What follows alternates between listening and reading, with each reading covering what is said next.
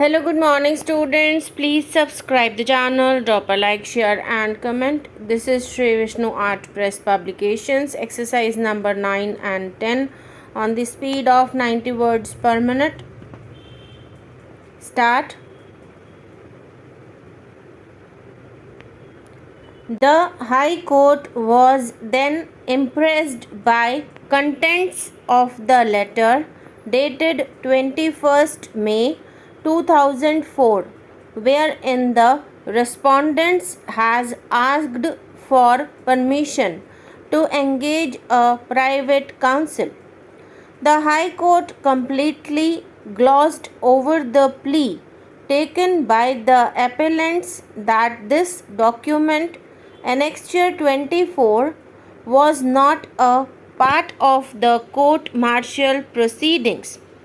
Therefore, it cannot be made the basis to grant any relief to the respondent, much less to doubt the bona fides of the officials involved in the conduct of court-martial proceedings. On the other hand, the record of court-martial proceedings not only revealed that the respondent voluntarily admitted his guilt to both the charges with full understanding and knowing the consequence therefore, but in spite of opportunity given to him to reconsider his stand, he did not change his confession. As a matter of fact, reference to letter dated 21st May 2004 has been made for the first time only in the rejoinder affidavit filed by the respondent. No tangible explanation is forthcoming as to what prevented the respondent from referring to this communication in the first place in the court-martial proceedings, or at least in the appeal preferred by him under section 161 of the Act to the competent authority. Notably, such case was not made out even in the original writ petition for reasons best known to the respondent. Obviously, taking that plea in the rejoinder affidavit for the first time was with a view to confuse the issue so as to resile from the voluntary confession already given in the court-martial proceedings.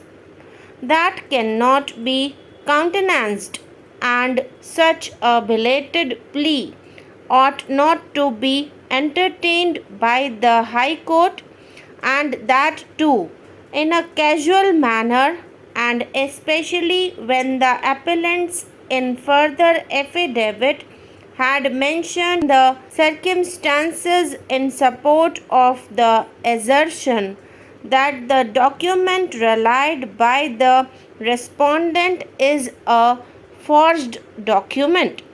The respondent was called upon to produce the original, which he never did.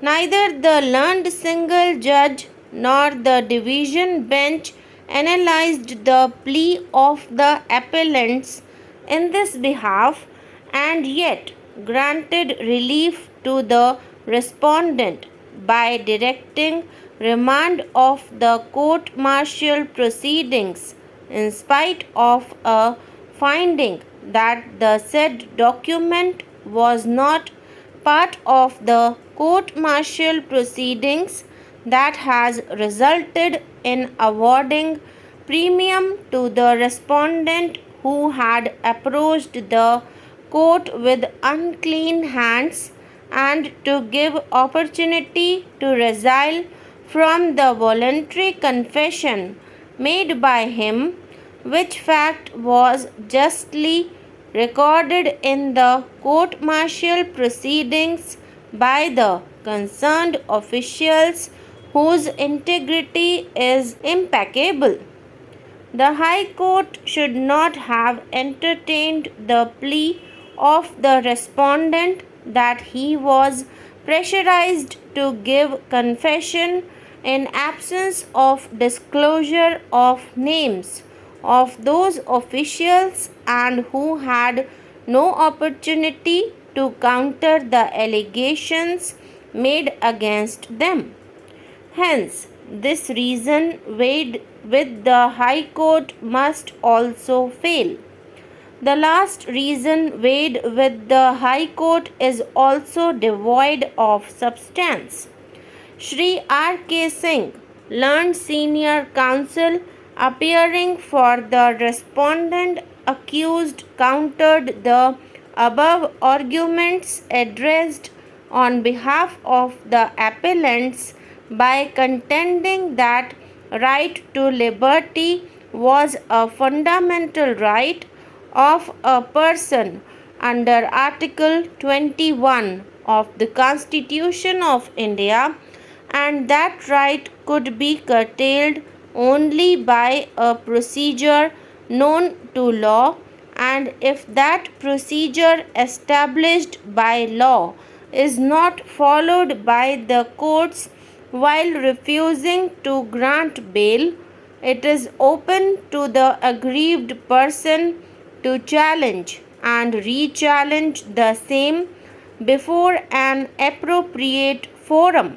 He contended that since principle of res judicata or estoppel does not apply to criminal jurisprudence, there is no bar for an accused person to make successive bail applications and re-urge the questions which might have been urged earlier and negatived by the court.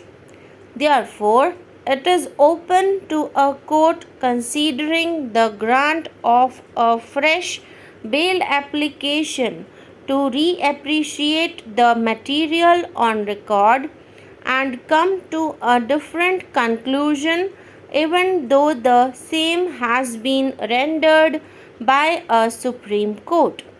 In other words, the rule of finality does not apply to bail petitions. He further submitted that the courts below, while considering the evidentiary value of the retracted confession in the earlier bail applications, did not really appreciate the true legal position in law, and as enunciated by this court in Hari Charan versus State of Bihar, AIR 1964 SC 1184, which had laid down that a retracted confession is a weak type of evidence. The learned counsel argued that in the present case, apart from the retracted confession of one of the co-accused, there is no supporting or corroborative evidence available for the prosecution. Hence, it is crystal clear that the prosecution has failed to establish a prima facie case. The learned counsel also contended that the material available on record in this case against the first respondent is not even sufficient for framing charges, even though charge framed is not challenged. Commenting on the order of this court in the second of the cases supra, he contended that this court has not given a finding that there is a prima facie case against the respondent accused, nor has it dealt with the question of the evidentiary value of the retracted confession. Hence, the High Court was justified in going into these aspects of the case and coming to the conclusion that the prosecution case does not establish a prima facie case against the respondent accused. He also placed reliance on various judgments which were cited before the High Court in support of his arguments. Learned counsel submitted that existence of prima facie case is a sine qua non for refusal of bail, and even if such a prima facie case is existing, still it is well open to the accused persons to seek bail on other grounds. But if there is no prima facie case made out from the prosecution material, then the question of looking into the other grounds for grant of bail does not arise, since lack of prima facie case by itself is sufficient to grant bail.